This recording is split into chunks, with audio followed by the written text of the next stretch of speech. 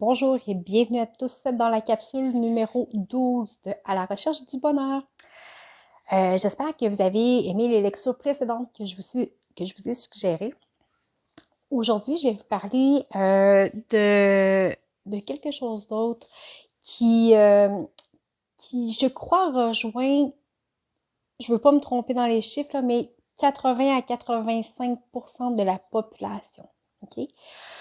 Euh, c'est un rôle dans lequel on, on joue ou on joue pas. Ça détermine beaucoup les relations avec les autres, comment moi je suis dans ma relation à l'autre et comment les autres sont dans leur relation à moi. Qu'est-ce qui me tire de l'énergie négative, qu'est-ce qui m'apporte de l'énergie négative et qu'est-ce qui me tire du jus, qu'est-ce qui ne me remplit pas, quelles relations sont bonnes pour moi ou pas. Les façons de fonctionner que je vais vous présenter, c'est très important de les reconnaître, de connaître ces schémas-là dans nos vies pour ne pas embarquer là-dedans. Quand on est pris dans ce genre de système-là, c'est très difficile d'en sortir. Puis ça nous amène aussi à faire le ménage de nos relations. Des fois, il y a des relations qu'on entretient qui ne sont pas bonnes pour nous, même si on adore la personne. Que ce soit un conjoint, un ami, même si on l'adore, la dynamique qu'il y a entre nous, à cause de ça, n'est pas saine, n'est pas bonne pour nous. Alors, c'est important de le reconnaître et euh, de ne pas se laisser piéger par ce type de schéma-là. Le fait d'être capable de résister à ça va, pour vrai, augmenter votre taux vibratoire de je ne sais pas combien de pourcents. Parce que vous ne perdez plus d'énergie en euh, en essayant de contrôler, en négativisme,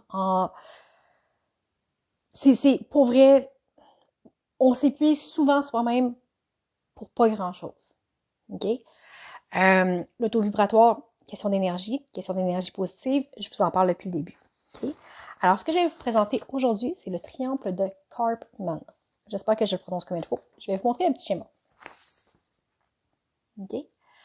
Vous avez Karpman ici qui est écrit. Vous allez pouvoir le chercher sur Google. Il y a un petit article très simple, là, c'est qui explique qu'est-ce que je vous montre ici. Dans sa vie, il y en a qui vont être tentés de se positionner en victime. Qu'est-ce que la victime fait? Ben, elle subit. Vous savez, je suis sûre que vous connaissez des gens qui vont pas bien, qui sont tristes, qui sont déprimés. Là, vous arrivez au bon sauveur qui est ici. Ben oui, mais fais-toi-en pas, la petite chouette, mon petit chou. Hein? Tu le sais, il y a du monde qui t'aime. Ouais, mais là, non, tu comprends pas. Quand on essaie de remonter le moral de quelqu'un puis qu'il répond, ben tu comprends pas, une fois, ça peut passer, mais quelqu'un qui se plaint à répétition, j'ai déjà connu quelqu'un comme ça. Ah, oh, ça va pas bien, je vais me suicider, j'ai pas d'amis. Je dis pas de pas prendre le suicide à la légère, mais c'était de façon récurrente à tous les jours.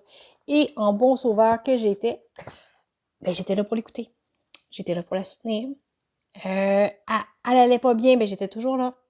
Jour, nuit, soir, jusqu'à temps que je dise « Hey, wow! Moi aussi, j'ai une vie. » Ça a duré 3 ans. OK?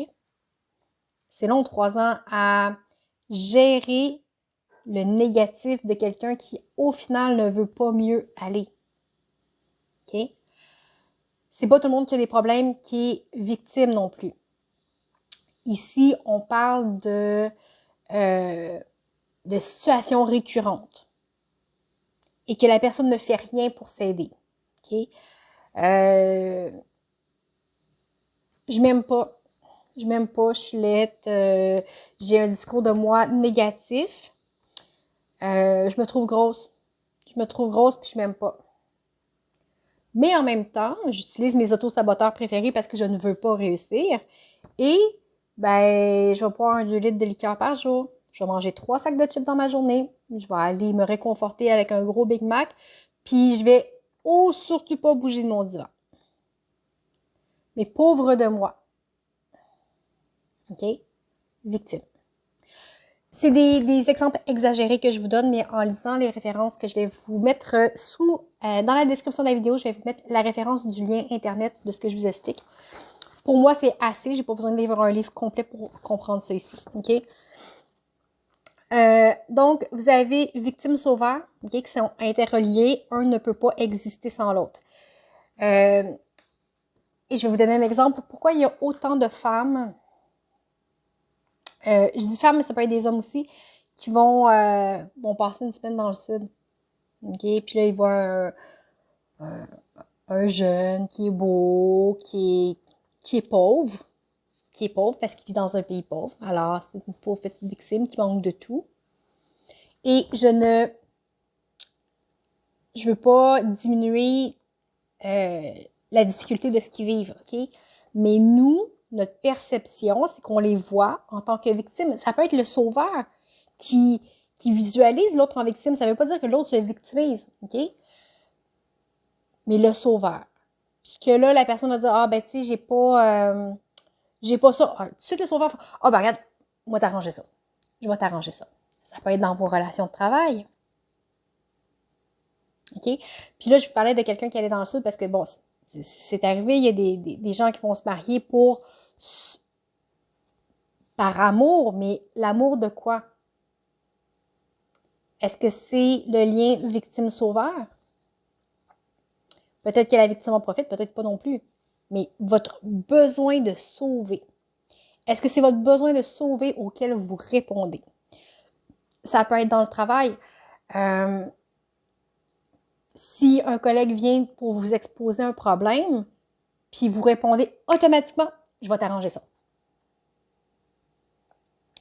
Bien, premièrement, oui, vous vous mettez dans la situation de sauveur. On parlait d'autoblocage, c'en est un aussi, de prendre la responsabilité du problème de l'autre sur soi. Okay? C'en est un auto-saboteur qui vous empêche d'être libre et qui empêche l'autre d'apprendre. La victime ne se responsabilisera jamais si vous faites toujours les choses à sa place. OK? Et vous avez aussi le persécuteur. Okay? Alors, tous les rôles sont interreliés parce que si on a une victime, on a nécessairement un persécuteur. Le persécuteur, ça peut être pour vous, ça peut être le gouvernement, ça peut être votre patron qui n'est pas fin, tel autre collègue qui bâcle toujours son travail puis que vous êtes toujours obligé de le reprendre. OK? Alors, ici, comme ça interagit. Et une même personne peut, dans certaines relations, être la victime, le persécuteur et le sauveur. Et je vous donne un exemple vécu de quelqu'un de mon entourage, okay, que j'aimais de tout mon cœur, qui était pris dans ce triangle-là, dans cette dépendance-là. Moi, je me suis libérée de mon rôle de sauveur. Quand la personne vis-à-vis moi se positionnait comme étant une victime, je n'essayais pas de régler les problèmes à sa place. Par contre, ça c'est dans sa relation à l'autre. Dans ses relations familiales, au travail, cette personne-là était sauveur. Elle était plus victime, elle était sauveur. Alors, dans ses relations familiales, c'était important pour cette personne-là d'être la personne qui sauve la situation.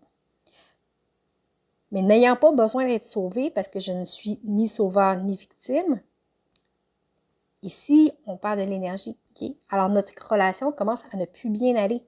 Parce que je n'ai pas envie de sauver et je ne suis pas une victime. Car je prends la responsabilité de mes actes. Donc, et quand je prends la responsabilité de mes actes, c'est très difficile de me persécuter.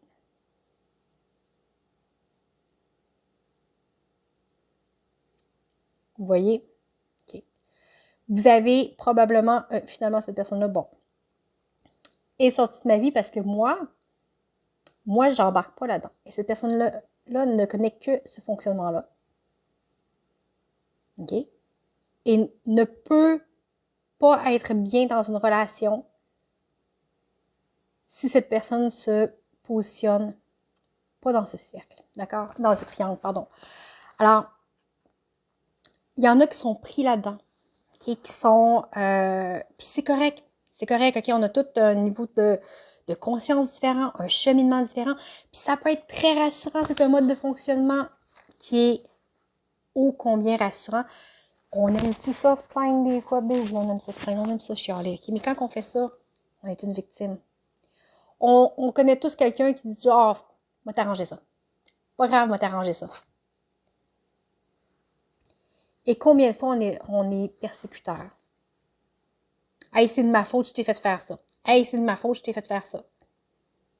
Ah, oh, je m'en veux donc. Je m'en veux donc, je suis pas fine avec toi.